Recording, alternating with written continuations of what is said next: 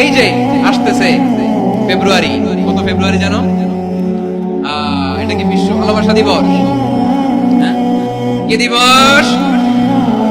এই বিশ্ব ভালোবাসা দিবসের সাথে মুসলমানদের কোনো সম্পর্ক নাই। আমার প্রিয় ভাইরা, এই যে আপনি অবৈধ সম্পর্কে জড়ালেন, কেন আল্লাহ অশ্লীলতাকে হারাম করেছে দেখেন। বলতেছিলাম যে এটা আপনার নাসাল, আপনার জেনারেশন, আপনার লিনিয়েজ, আপনার বংশকে প্রিজার্ভ করা, কে কার বাবা, কে কার মা, বাবা মা জানা, প্রজন্মকে প্রিজার্ভ করা, এটা ইসলাম ওয়াজিব করে দিয়েছে। এই যে অবৈধ সম্পর্কের কারণে, বিশ্ব বেহায়া দিবসের কারণে, এগুলোর আউটকাম আউটপুট হিসেবে মাঝে মাঝে এই ঢাকা মেডিকেলের ডাস্টবিনে নবজাতকের বাচ্চার কান্নার আওয়াজ শুনতে পাওয়া যায়। চট্টগ্রাম মেডিকেলের ডাস্টবিনে নবজাতকের কান্না শুনতে পাওয়া যায়। বীর চট্টলার মুসলমানেরা বুঝতে পারলে আওয়াজ করে বলেন, এই যে চট্টগ্রাম মেডিকেলে যে নবজাতকটা পাওয়া গেল, ওর বাবাকে আমাকে বলেন, ওর মাকে, ও কোন ফ্যামিলির সন্তান কেউ জানে? আপনি হিউম্যান ডিগনিটিকে অপমান করেছেন না? আপনি তার ভবিষ্যৎকে অন্ধকার করেছেন না? আপনি তার লিনিয়েজকে প্রশ্নবিদ্ধ করে দিয়েছেন না? এই জন্য আল্লাহ তাআলা অশ্লীলতাকে আমাদের জন্য হারাম করে দিয়েছেন। বলেন সুবহানাল্লাহ। ইয়া মালাকাল মাউত আখবিরনি মান ইয়াবকা, আর কে কে বেঁচে আছে বল।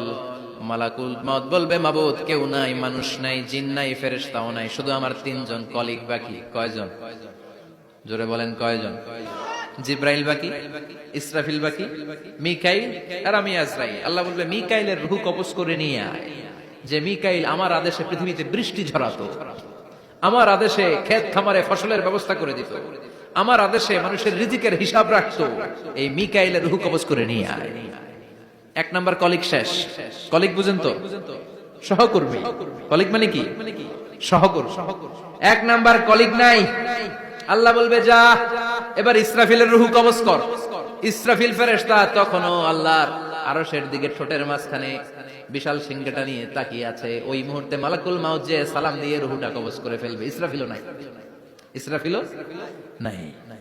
আল্লাহ বলবে, যা দুনিয়ার সব নবীদের কাছে ওহী দিয়ে, কোরআন দিয়ে, ইনজিল দিয়ে, তাওরাত দিয়ে, জাবুর দিয়ে আমি যেই ফেরেশতারে পাঠাতাম, ওই রূহুল আমিন জিব্রাইলের রূহটাও কবজ করে নিয়ে আয়।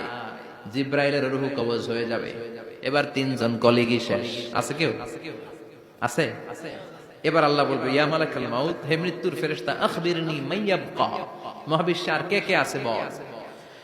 আজরাইল বলবে, কেউ নাই, মানুষ নাই, জিন নাই, ফেরেশতা নাই, আমার কলিগরাও নাই, আমি বড় একা। এখন আমি একা হয়ে গেছি। আল্লাহ, আছি শুধু আমি, মালাকুল মাউত তোমার হুকুমের গোলাম। আর আনতাল হাইয়ুল কাইয়ুম, তুমি শাশ্বত চিরঞ্জীব, তুমি তো মরবা না, আমি আছি। ভাবছে উনিও থাকবে, উনি আর আল্লাহ থাকবে। আল্লাহ বলবে, মালাকুল মাউত এবার তুই মর, এবার তুই মর। এই কথা শুনে মালাকুল মাউতের খিচুনি উঠে যাবে। আজীবন মারছে, আজকে মরবে।